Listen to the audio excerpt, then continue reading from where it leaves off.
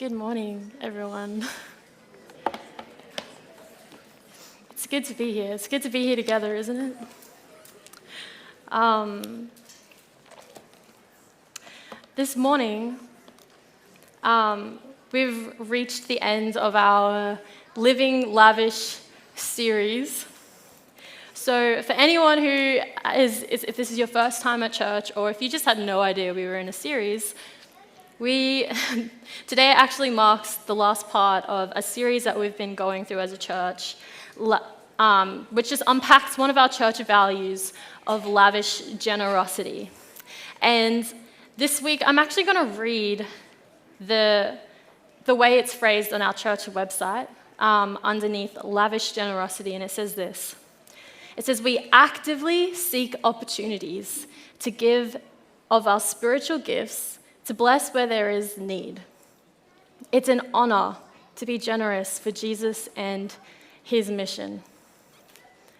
I'm just going to read that one more time. And just for a little further clarity, this is a value that as a church, this is something that we value as a church. And this is a statement that's written on our website. And it says, we actively seek opportunities to give of our spiritual gifts to bless where there is a need. It's an honor to be generous for Jesus and his mission. And over the course of the series, we've spoken about being generous with our gifts and talents, our offering and tithes, our time and sacrifice. But there's one more thing here. There's one more question that we want to answer, and it's so what? So what? What is the focus? What is left? Given our gifts, our talents, our offerings, tithes, time and sacrifice. But there's this one part right at the end of that statement that I really love.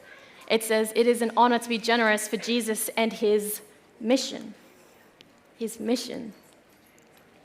So I have a question for you, the church, and I probably should have asked for permission, or maybe probably should have sought counsel for whether or not this is a good idea. But I wanted to engage in this conversation this morning, just for a short moment, and then we'll get back into it. But I want to engage in this conversation, and I'm just wondering if we could have a roaming mic. Maybe Russ, if you don't mind, if you could roam around with the mic. And the question I want to give to you, the church, is what does church mean to you? Just take a few moments to just really think about this. And in a moment, we'll get the roaming mic and we're going to engage in the conversation. If you're feeling bold enough to share, just place your hand up high and Russ will come around with the mic. And my challenge here is for us to keep it a tweetable response. I know Twitter isn't really called Twitter anymore, but something roughly between like 280 characters. So just a short summary of what does church mean to you. If anyone's feeling bold enough. Right at the back, Rodney. It can be one word, it can be a phrase. So for me, it's God's perfect bride. It's the vessel that he invested in and put his plans in. So it's the perfect picture. I really love that. That's so good. Yes. At the back over here, Rod.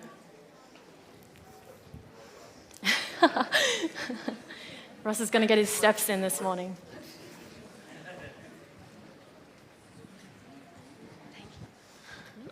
Church is family to me. As we turn up, we're not all perfect. We don't always get along, but you know what? We are a part of his big family. That's so beautiful. That's so good. Yep, another one. It's a gathering to celebrate the mark of creation. Yeah, wow. So good. Anyone else? Right at the back. Right up the back, our deacons on the door. Oh, yes, and over here as well. Oh, we have a second mic over here. Right, sorry.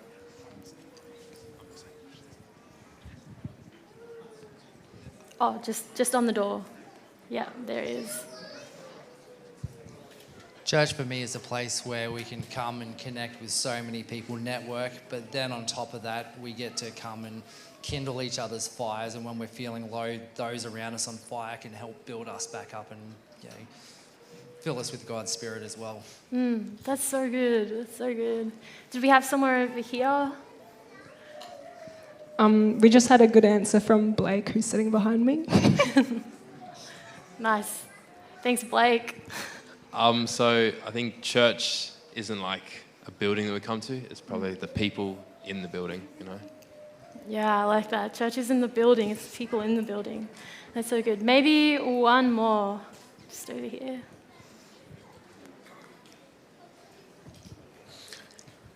Where two or more are gathered, I will be there. I love that. I love that verse. That's so beautiful. Yeah, thank you so much for sharing. Let's just give a round of applause to those who shared.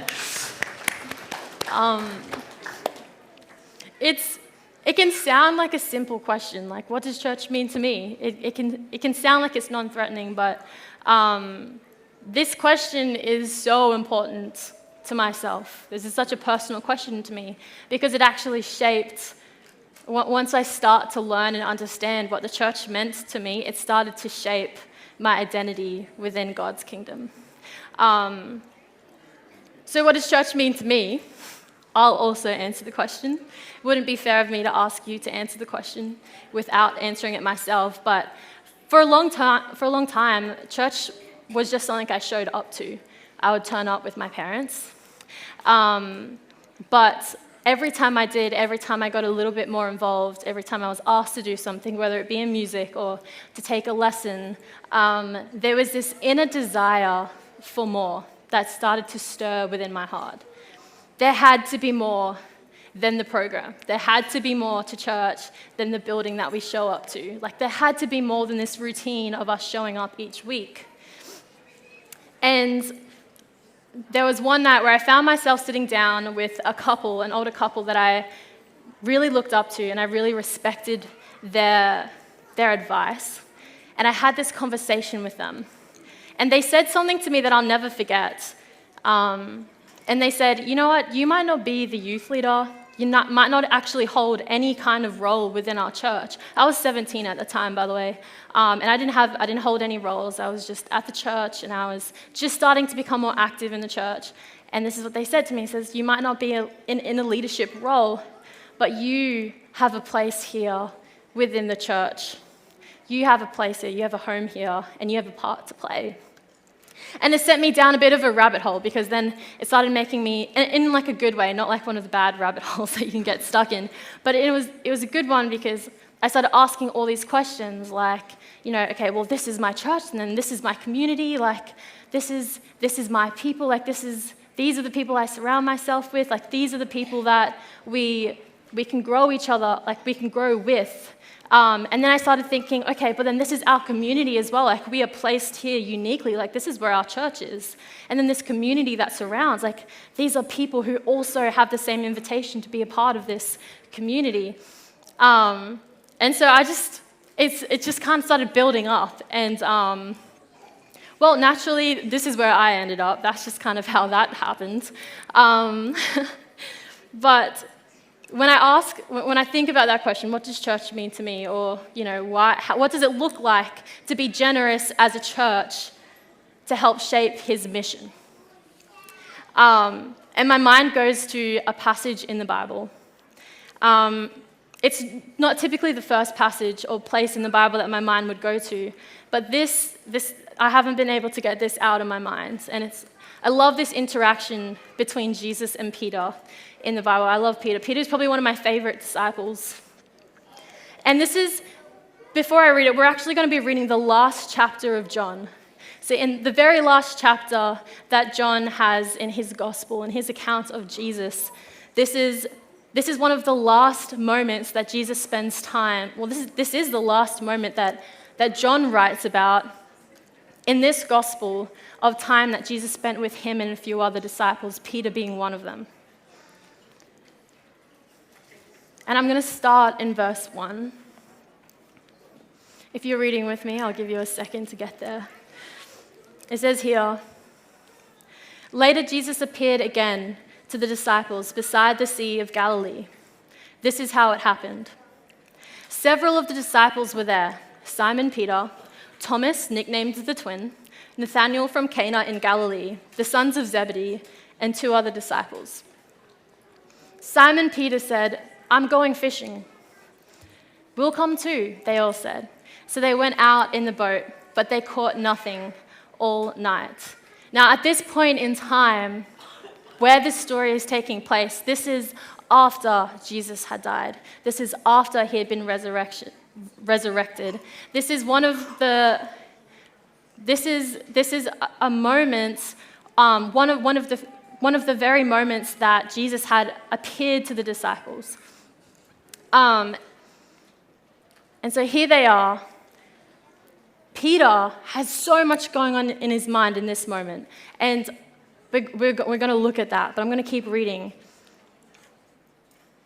So we have verse 4, and at dawn, Jesus was standing on the beach, but the disciples couldn't see who he was. And he called out, "Fellows, have you caught any fish?" "No," they replied. Then he said, "Throw out your net on the right-hand side of the boat, and you'll get some." So they did, and they couldn't haul in the net because there were so many fish in it. Then the disciple Jesus loved, classic John, the disciple Jesus loved said to Peter, "It's the Lord." When Simon Peter heard that it was the Lord, he put on his tunic, jumped into the water, and headed to shore. The others stayed with the boat and pulled the loaded net to the shore, for they were only about 100 yards from the shore. When they got there, they found breakfast waiting for them: fish cooking over a charcoal fire and some bread. "Bring some of the fish you've just caught," Jesus said. So Simon Peter went aboard and dragged the net to shore. There were 153 large fish, and yet the net hadn't torn. "Now come and have some breakfast," Jesus said. None of the disciples dared to ask him, "Who are you?" They knew it was the Lord. I'm just going to pause there for a moment because there's something really important here about the rest of this passage. Right now, they're sitting around a fire. They're sitting around a fire with Jesus. And just a few days earlier, Peter had also found himself around a fire, except Jesus wasn't with them. Peter was around a fire, and Jesus had been taken. Jesus had been arrested. And by then, people started to recognize who Peter was. People started pointing fingers, and they started pointing fingers at Peter and said, "Hey, you are one of his disciples. I've seen you. I've seen you with Jesus. I've seen you doing miracles with him. Like you're one of his followers. You're one of them." And Peter says straight to them, "No, that's not me." And not once, but 3 times, he says to them, "That's not me. I'm not one of his followers. I don't know that man." 3 times, Peter says that. And this was predicted. Like Jesus warned Peter. He said, "Look, you're going to deny me." And what did Peter say? Well, Mark 14:29 tells us, Peter said to him, "Even if everyone else deserts you, I never will. I never will." And yet, just like Jesus had told him, 3 times Peter had denied Jesus. 3 times he said, "I don't know this man." And so now he's sitting around a fire with Jesus, who had died and has been risen back to life, and he's sitting in front of him. And just place yourself in Peter's shoes for a moment. Place yourself around the fire, the scent of the smoke, the same scent that you would have been smelling when you were ashamed, when you were denying that you knew who this man was, when you were scared, when fear had overtaken. This is such an awkward conversation to come next, because Peter is sitting there and all he is reminded of is how he denied this man who was sitting right next to him. This is what's going through Peter's mind in this moment. And it says here, verse 13, "Then Jesus served them the bread and the fish. This was the third time Jesus had appeared to his disciples since he had been raised from the dead. After breakfast, Jesus said to Simon Peter, "Simon, son of John, do you love me more than these?" "Yes, Lord," Peter replied. "You know I love you." "Then feed my lambs," Jesus told him. Jesus repeated the question, "Simon, son of John, do you love me?" "Yes, Lord," Peter said. "You know I love you." "Then take care of my sheep," Jesus said. Verse 17, a third time he asked him, "Simon, son of John, do you love me?" And Peter was hurt that Jesus asked the question a third time. He said, "Lord, you know everything. You know that I love you." Jesus said, "Then feed my sheep." 3 times Jesus asks Peter, "Do you love me?" And each time Peter responds with, "Yes, I love you, Lord. You know I love you." And then the response that Jesus gives him is, "Then feed my sheep," which is kind of an odd response when you think about it. But there's something really cool when you look at this text, when you look at the original text, because they're having 2 different conversations. Because here, the first time Jesus asks Peter, "Do you love me?" he uses the word agape. Like that is the root word, the base word for the word love that he's using in this moment. This self-sacrificial love that Peter knew that this was the reason that he was up on that cross when he was denying Jesus. And Jesus is asking him, "Do you love me?" This agape love. And Peter responds to him and says, "Yes, Lord, you know I love you." Except the word that he uses is phileo. Look, I'm not great at my pronunciation, but we'll roll with that. Uses phileo, which means it's a friendship. It's a deep friendship, but it's a friendship love. So essentially, Jesus is saying, "Do you love me?" And Peter is saying, "Yes, you're my friend. I'm your friend. We have a deep friendship." But that isn't what Jesus is asking. And so he responds, "Then feed my lambs." The second time, again, Jesus asks him, "Do you love me, Peter?" Using that same word, agape. "Do you love me?" That self-sacrificial love. And again, Peter responds, "You know I love you. You are my friend. You know that we're friends. You know I love you." And Jesus says, "Then take care of my sheep." But this third time, Jesus then says to him, and he says, "Simon, son of John, do you love me?" This time using that same word that Peter is using. Phileo. "Do you love me?" He's saying, "Peter, I'll come down to your level. I know the turmoil. I know the turmoil that is in your mind right now. I know how you're feeling right now. And I know that you can't bring yourself to say that you have an agape love for me right now because of the shame that you're feeling of what I told you was going to happen.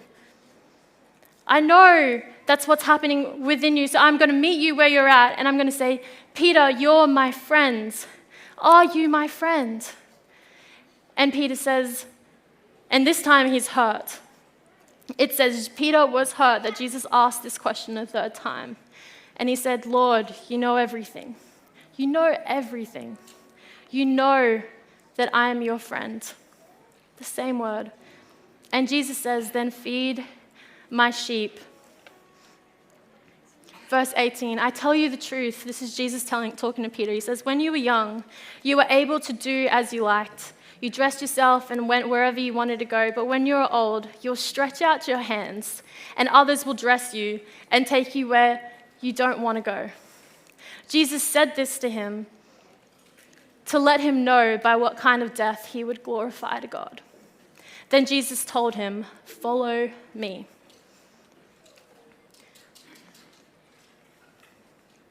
Follow me. I love that request. I love that call. So follow me, Jesus says to him. Jesus is saying, if you love me,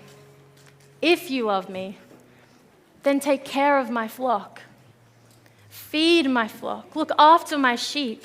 Look after my church. If you love me, whether it's this deep sacrificial love, if you can't find yourself to love me the way I love you right now, then be my friends and still feed my sheep. Feed my church. Look after my church. Feed my people. Look out for my people. Tend the pasture.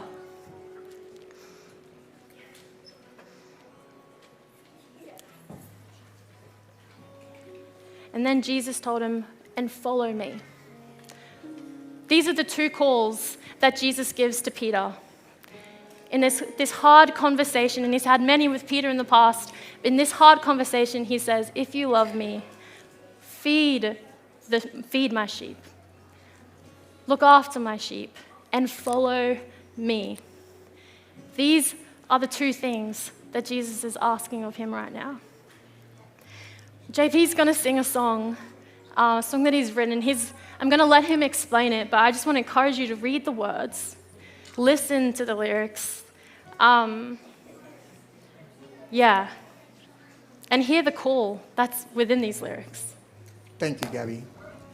Thanks, JP. That was so good.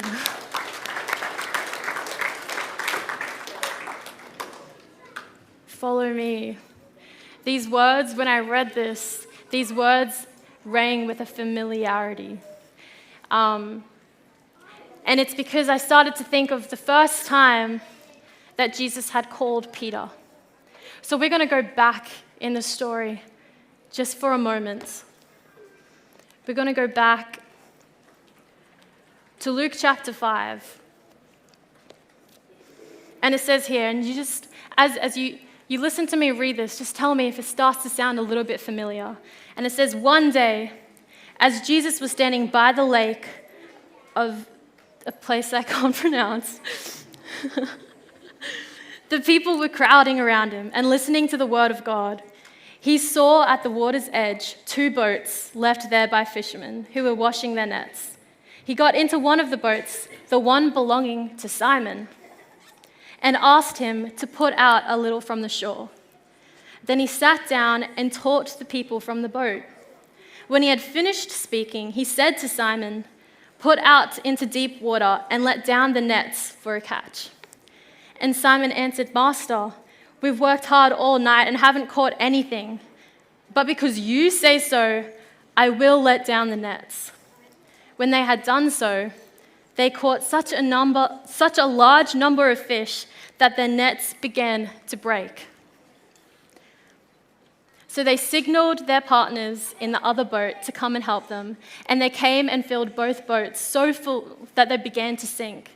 When Simon Peter saw this, he fell at Jesus' knees and said, "Go away from me, Lord. I am a sinful man."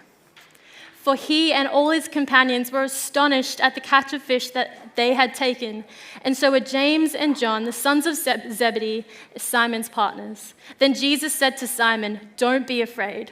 From now on, you will fish for people."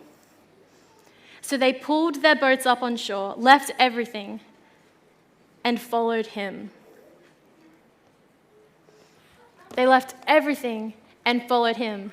This is before Jesus had died.